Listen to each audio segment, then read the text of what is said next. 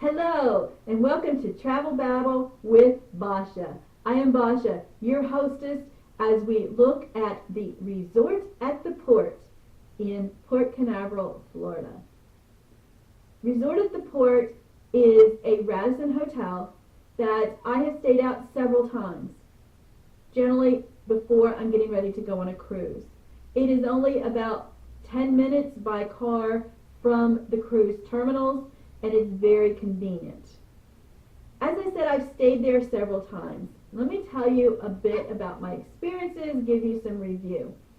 The first time I stayed there, I had a very nice room. They had upgraded me to a nice room with a bigger bed, a little bit bigger. I had a little bit of a kitchen area, a nice closet, and huge, nice bathroom.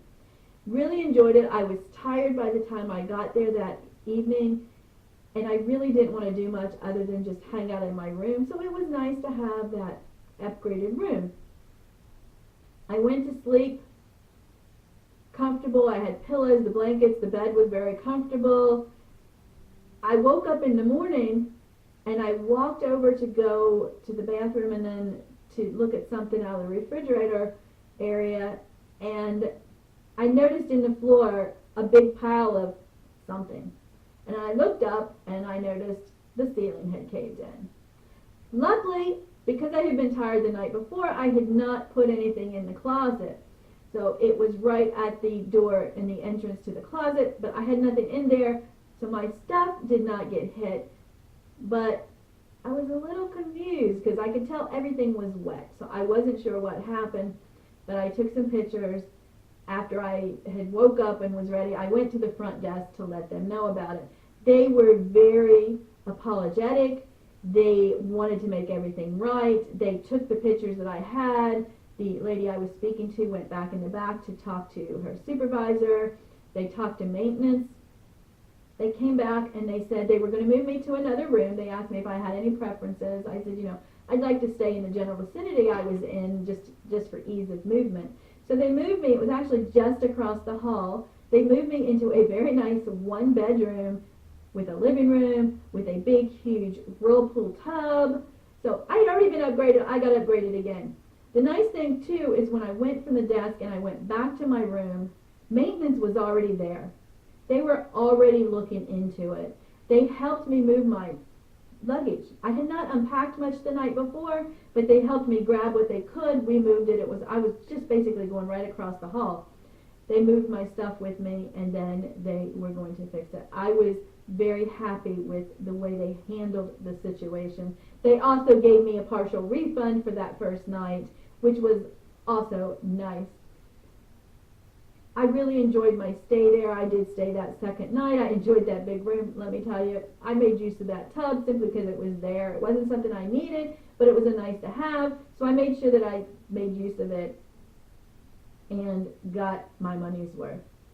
I liked the layout of that room. I liked the fact that I could have some food there. It was a little bit bigger of a kitchen area, so that was very nice.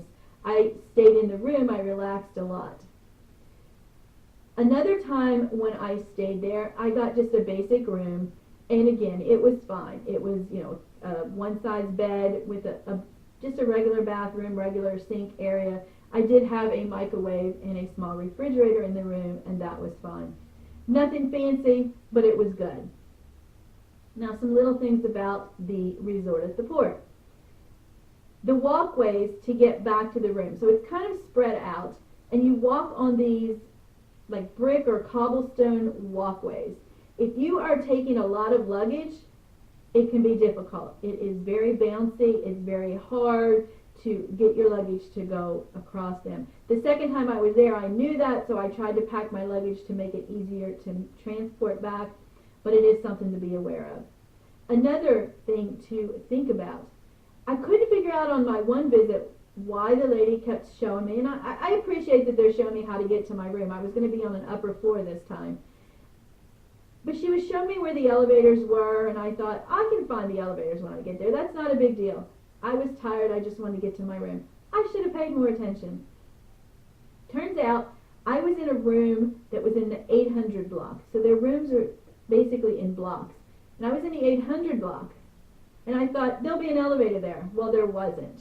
And I had wondered, she had said something about an elevator, but it seemed like it was across. And I had walked past some elevators when I was going to find where the 800 block was. But I thought, that's not my elevators. Those elevators say 200. Come to find out, those were my elevators.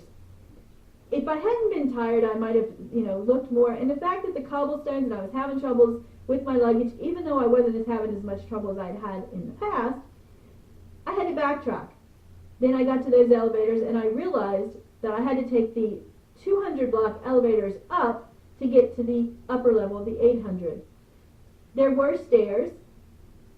The stairs came up to right beside my room. I could have taken them, but I had heavy luggage. I was not going to carry that. I've carried that luggage up and down stairs before when I had no choice, when there was no lift or elevator available.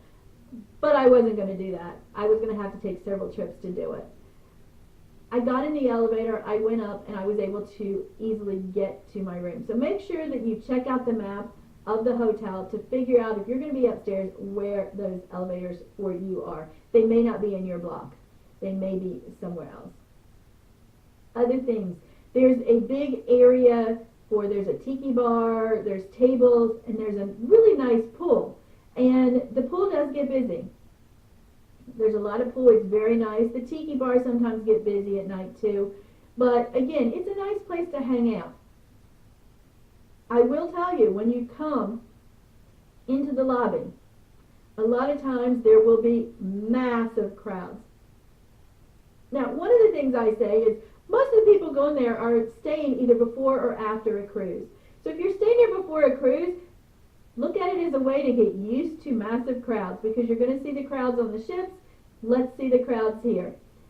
If you do get there early, before check-in time, a lot of times you will see people waiting around the lobby because they can't get into their rooms. You can go up and they will put your name on a list to know that you're there, and then they will call you when they have the rooms available. If you get there also early in the morning, there is a shuttle to the port. It's a small charge.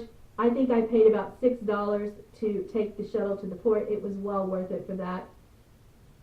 But there'll be a lot of people waiting in the lobby waiting for their shuttle, whether it's to the port or to the airport. So the lobby is crowded. There is a restaurant in the lobby called Flamingo's. I have not eaten there, but I've looked at the menu. There's some pretty nice items. And I know for breakfast, they have a breakfast. It's a buffet breakfast. It is not included, but you can pay extra for it, and you can go sit in there and have breakfast if you have time before you need to catch your shuttle. Speaking of the shuttles, as I said, I took a shuttle to the port. I did not take the shuttle to the airport because I did not come back afterwards from my cruise. I went straight from the cruise to the airport. But the shuttle to the port, you just sign up for it. They have you meet about 10 to 15 minutes before the hour. They go at certain times, and they let you know what shuttle you will be on. You can pick different times. The first one usually starts at 10 o'clock.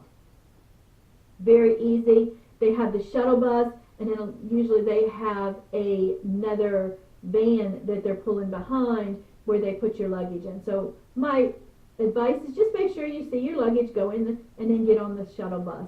You get to know people who are going to be on your cruise because they load the shuttle buses by cruise ship. So you can talk to a few people who are going to be on your cruise, get excited, be ready to go. And again, it's just a short ride. You get off. The porters are standing right there because they know there are a lot of people on the bus. They will make sure that you point out which luggage is yours, and they will take it and put it to go to the ship. If you don't want to eat at the restaurant at the hotel, there are several eating establishments close by. Across the street is McDonald's. It is a big intersection, a big street, so be careful. Up the street, a little bit past McDonald's, but on the same side of the hotel, is a gas station convenience store. I've walked up there. It's not too far. It's maybe a 10-15 minute walk. But you could get some drinks or some things to keep in your room, especially put them in your refrigerator just so you have them. Just outside of the parking lot, there are some buildings, and there was a Subway there was a bar, and then there was an Italian restaurant. All of those are nice, easy places to get to. Yeah, the last time I was there was a lot of construction going on, so you do need to be careful if you're walking around. They are open, but there is, as I said, a lot of construction, so just be careful if you're walking around. Watch for cars. If you are driving in, there are places for hotel guests, but if you're driving and leaving your car while you're going on a cruise and catching the shuttle to the cruise ship, there is special parking for that. I don't recall the price for that, but I believe it was reasonable. Sometimes it is expensive to park at the port, so you may want to check into that as an option if you are coming in with a car. I had a good time. The area where the pool was, I didn't hang out a lot there. I didn't want to be around the crowds. But back towards the back of the property, there was a tennis court. I don't believe I've ever seen anybody on the tennis court playing tennis, but it is there as an option. There's also a little gazebo with some seats that I have sat out several times when I've been there, just to read a book, to eat something that I picked up at Subway, and just to relax. So that was a really nice place to hang out. Would I stay there again? Well, obviously I've stayed there more than once, so yes, I would stay there again. However, every time I have stayed there, I have researched other hotels in the area. I would stay there, but it's not like I have to stay there. I did like the way they handled the problem that I had the one time, and I do like the convenience, and I like sitting out under the gazebo. However, it is not a cheap hotel, and there are other hotels in the area. What I found is, for what I was looking for the convenience and the price, it was on par with most of the other hotels of that level in the area, which is why I have gone back. However, every time I go, I do my research. I've ended up there, as I said, more than once. I've enjoyed it, but it's not a place that I have to go, but it is convenient. So if you find that you're going there, I'd love to hear your review, your thoughts on it. In the meantime, if you like this video, give me a thumbs up. Please subscribe to my channel so that I can know what you're interested in. Leave me feedback if there's something in particular you want to see. Now, what are you doing sitting there? Get up and go pack your bags.